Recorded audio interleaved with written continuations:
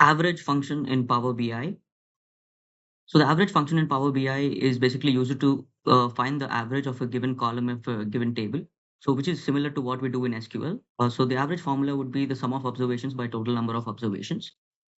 So the steps to implement this in Power BI is to open a new Power BI desktop project and then go to the modeling pane and then click on an option called new measure and then enter the formula which is shown on the screen.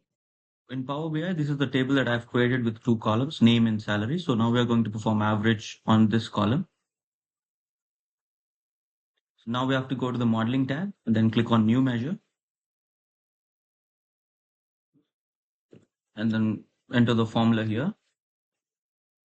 When we click on enter, so this will be saved here and then you can just drag and drop here so that the result will be displayed. So this is the average value of the given column.